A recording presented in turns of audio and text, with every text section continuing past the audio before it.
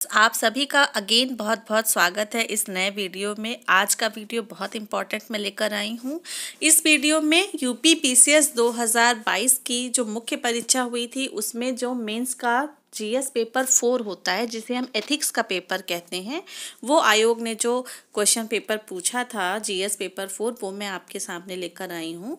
तो जैसा कि आप देख सकते हैं कि स्टार्टिंग में कुछ जनरल इंस्ट्रक्शंस दिए हुए हैं। पेपर में कुल 20 प्रश्न होते हैं, सेक्शन ए में 10 और सेक्शन बी में 10। सभी प्रश्न अनिवार्य होते हैं, कोई भी प्रश्न छोड़ना नहीं होता है। सेक्शन ए के जो प्रश्न हैं वो आपको 125 शब्दों की सीमा में लिखने होते हैं, जबकि सेक्शन बी के जो 10 प्रश्न हैं उनको 200 वर्ड लिमिट इनकी दी होती है। और पेपर बाइलिंगुअल होता है, हिंदी इंग्लिश दोनों में छपा होता है, तो ये आपके लिए एक प्लस पॉइंट होता है। और विशेष रूप से देखिए लिखा हुआ है कि इंगित शब्द सीमा को ध्यान में रख के ही आंसर को लिखना है। बहुत सारे स्टूडेंट्स को ऐसा लगता है कि जितने ज़्यादा वर्ड्स लिखेंगे, जितना ज़्यादा कंटेंट लिखेंगे, कॉपी भरेंगे, उतना ही ज़्यादा उनको नंबर मिलेंगे, पर ऐसा कुछ भी नहीं है। आपको कम शब्दों में, कंसाइज फॉर्म में, अच्छे प्रेजेंटेशन के साथ अपनी बात को कहना होता है। इसी कला की आपकी परख की जाती है। तो आइए यही इंस्ट्रक्शंस आप देख सकते हैं इंग्लिश में। पेपर को शुरू करते हैं। सेक्शन ए का पहला प्रश्न है, लोक सेवकों की लोकतंत्रीय अभिवृत्ति एवं अधिकारी तंत्रीय अभिवृत्ति में अंतर बताइए। Differentiate between democratic attitude and bureaucratic attitude of public servants. जैसा कि कभी कभी हिंदी के जो टर्म्स होते हैं वो थोड़े क्लिष्ट हो जाते हैं, तो अगर आप उसका यहाँ पे इंग्लिश वर्जन देख लेते हैं तो आपको थोड़ा आसानी होती है। इसीलिए पेपर बाईलिंगुअल फॉर्मेट में होता है। लोकतंत्र में लोक सेवकों की क्या भूमिका है, इस पे हर बार किसी न किसी रूप में प्रश्न मेंस में ज़रूर से ज़रूर पूछा जाता है। तो ये हमारा पहला प्रश्न था।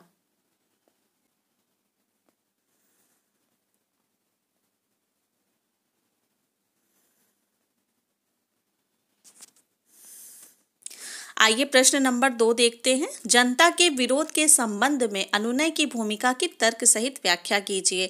Explain the role of persuasion in relation to public protest with proper argument. जब भी आप किसी प्रशासनिक पद पे भविष्य में चुने जाते हैं तो प्रशासन को संभालने के लिए आपके अंदर परसुएशन यानी अनुनय की क्वालिटी का होना बहुत ज़रूरी है। और इसी जो है आपकी स्किल की यहाँ पे परख की गई है इस क्वेश्चन के द्वारा। क्वेश्चन नंबर 3, निष्पक्षता को परिभाषित कीजिए और कमजोर वर्ग की समस्याओं के समाधान में निष्पक्षता की भूमिका की विवेचना कीजिए। Define impartiality and discuss the role of impartiality in solving problems of weaker sections. समाज के जितने भी दुर्बल वर्ग हैं, जैसे महिला, बच्चे, बूढ़े, विकलांग और दलित वर्ग, इन सब के लिए आपके अंदर एक स्पेशल एम्पैथेटिक एटीट्यूड होना चाहिए। उसी की डिमांड इस प्रश्न में की गई है। प्रश्न नंबर 4 देखें। संवेगात्मक बुद्धि से आप क्या समझते हैं और इसके आयामों की विवेचना कीजिए। What do you understand bye emotional intelligence, discuss it's dimensions. Emotional intelligent अपने आप में एक सिविल सर्वेंट के लिए बहुत ही ज़रूरी और एक बहुत ही अच्छा टूल और स्किल है। तो इससे रिलेटेड प्रश्न आपने देखा। प्रश्न नंबर 5 देखते हैं। लोक सेवकों के संदर्भ में निम्नलिखित की प्रासंगिकता की व्याख्या कीजिए। इसके 2 पार्ट हैं। पार्ट ए में समर्पण और पार्ट बी में जवाबदेही के बारे में पूछा गया है। Describe the relevance of the following in the context of civil servants. Part A dedication and part B accountability.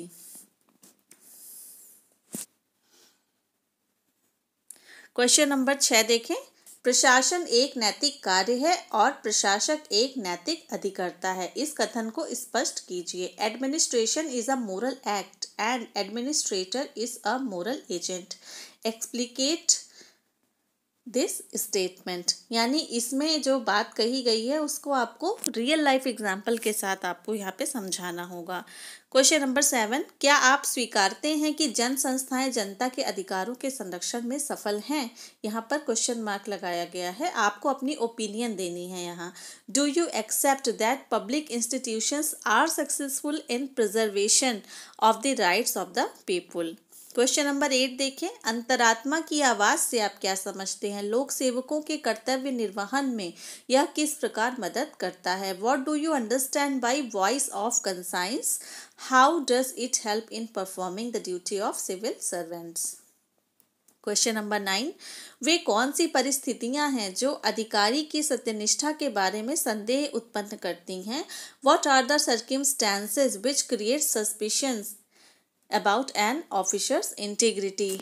आपको प्रशासनिक पद पे रहते हुए बहुत सारी ऐसी सिचुएशंस का सामना भविष्य में करना पड़ सकता है जिसमें आपको अपने व्यक्तिगत हित और पदी दायित्वों के प्रति किसी एक को चुनना होता है। उसी से संबंधित यहाँ पे सिचुएशनल प्रश्न दिया गया है। प्रश्न नंबर 10, विभेद कीजिए। इसके 2 पार्ट है। पार्ट ए सदाचार संहिता और आचार संहिता में, और पार्ट बी सहिष्णुता और करुणा में। Differentiate between part A code of ethics and code of conduct. तैयार कर लीजिए, इनके आप कंसाइज नोट्स बना लीजिए ताकि मेंस की जब परीक्षा होगी तो आपको बहुत ही ज़्यादा हैंडी नोट्स आपके पास रहेंगे, तो आपका टाइम बचेगा। तो इसका पार्ट बी है टॉलरेंस एंड कंपैशन। तो ये था हमारा सेक्शन ए। इसके जो प्रश्न थे वो प्रत्येक प्रश्न 8 अंकों का होता है। सभी प्रश्न अनिवार्य होते हैं, एक भी प्रश्न आपको छोड़ना नहीं होता है। अब आइए सेक्शन बी देखते हैं। यहाँ से 12 मार्कर प्रश्न आपके शुरू हो जाते हैं जिनका आंसर आपको 200 शब्द में लिखना होता है। तो प्रश्न नंबर 11 है, अभिक्षमता किस प्रकार रुचि से भिन्न है? यदि किसी में लोक सेवक बनने की रुचि है लेकिन लोक सेवाओं का निर्वहन करने की अभिक्षमता नहीं है तो क्या वह लोक सेवक के रूप में सफल होगा? विवेचना कीजिए। How aptitude is different from interest? If one has the interest to become civil servant but does not have aptitude for it, then will he/she be successful as a civil servant? Discuss। ये तो वही बात हो गई, ये किसी व्यक्ति को क्रिकेट देखना पसंद है लेकिन ज़रूरी नहीं है कि वो उसी तरीके से स्किल के साथ क्रिकेट को खेल भी पाए।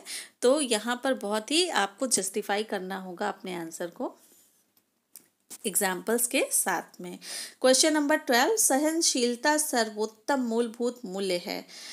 इस कथन की विवेचना एक लोक सेवक के संदर्भ में कीजिए। Tolerance is a supreme fundamental value. Discuss this statement in context of civil servant. प्रश्न नंबर 13, सामाजिक प्रभाव से आप क्या समझते हैं? सामाजिक प्रभाव और अनुनय कैसे व्यवहार में परिवर्तन ला सकते हैं? What do you understand by social influence? How social influence and persuasion can bring out behavioural change.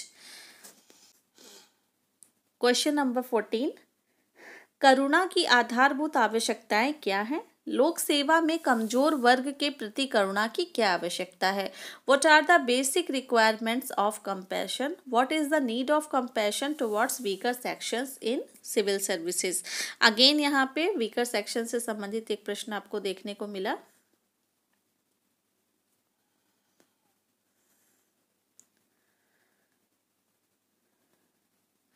प्रश्न नंबर 15 देखें। भीड़ एक अस्थायी समूह होता है जो दुर्घटना या विरोध या प्रदर्शन की स्थिति में तत्काल एक स्थान पर एकत्र हो जाता है। इस भीड़ के हिंसात्मक होने की संभावना हमेशा बनी रहती है।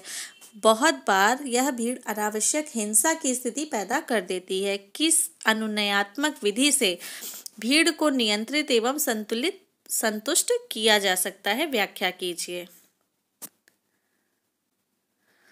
इंग्लिश में देख लेते हैं। Crowd is a temporary group which immediately collect at one place in situation of accident or protest or demonstration. Probability of this crowd becoming violent is always possible. Many times this crowd creates unnecessary situation of violence through which persuasion method the crowd may be controlled and satisfied. Explain।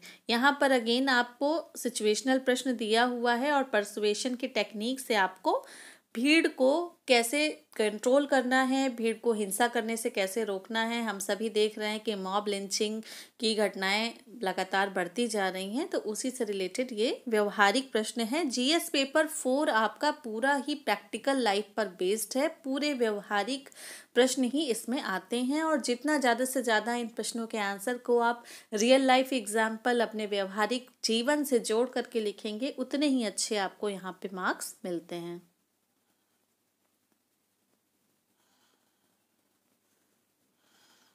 आइए प्रश्न number 16 देखें। सूचना का अधिकार अधिनियम केवल नागरिकों के सशक्तिकरण के बारे में नहीं है, अपितु यह आवश्यक रूप से जवाबदेही की संकल्पना को पुनर्परिभाषित करता है। विवेचना कीजिए।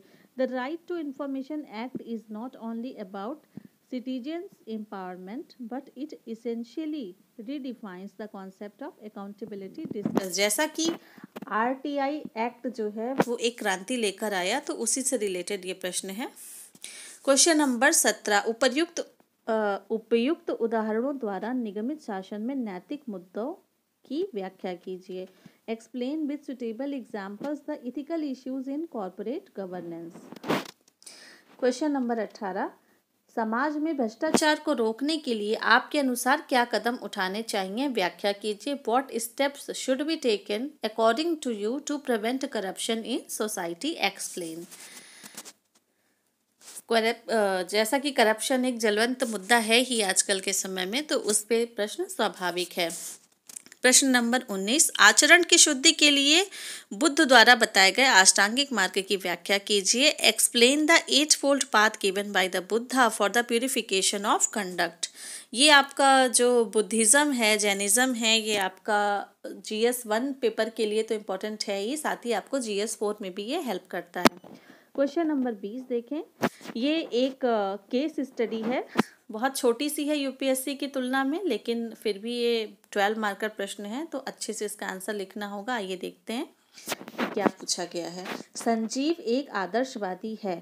उसका विश्वास है कि सत्य सर्वश्रेष्ठ सद्गुण है तथा सत्य से कभी समझौता नहीं करना चाहिए। एक दिन उसने डंडा तथा पत्थर हाथ में लिए हुए लोगों की भीड़ से भागते हुए एक व्यक्ति को देखा। वह उसे एक विशिष्ट स्थान पर छुपते हुए भी देख लेता है। भीड़ ने संजीव से पूछा कि क्या उसने चोर को देखा है। संजीव ने सच बता दिया और उस जगह की ओर इशारा कर दिया जहां उसे छिपते हुए दिखा था। भीड़ उस व्यक्ति को पकड़ लेती है और मरने तक पीटती रहती है। उपर्युक्त परिस्थिति के प्रकाश में संजीव के आचरण पर टिप्पणी कीजिए। ये एक बहुत ही एथिकल डायलेमा वाला प्रश्न है और इस तरह के प्रश्न बहुत ही स्वाभाविक हैं केस स्टडी में, क्योंकि इसमें डायलेमा से ही रिलेटेड प्रश्न आपसे पूछे जाते हैं। आइए देखते हैं इंग्लिश में कैसे इसको पढ़ेंगे। Sanjeev is an idealist. He believes that truth is the greatest virtue and should never be compromised. One day, he witnessed a person running away from a mob equipped with stick and stones. He watches him hiding in a particular spot. The mob asked Sanjeev whether he saw the thief. Sanjeev tells the truth, pointing towards the spot where he saw the person hiding. The mob gets hold of the person and beats him till death. In light of above circumstances, comment on the conduct of Sanjeev. यहाँ पर जो है संजीव ने जो किया उसको पूछा जा रहा है कि क्या उसने सही किया या नहीं, क्योंकि वो सत्य को ही सबसे ऊपर मानता था। कहते हैं ना कि कभी किसी की जान को बचाने के लिए बोला गया झूठ झूठ नहीं होता, तो कुछ इसी तरह की सिचुएशन यहाँ पे दी हुई है। केस स्टडी के आंसर हर व्यक्ति अपने अपने हिसाब से अलग अलग तरीके से लिखता है।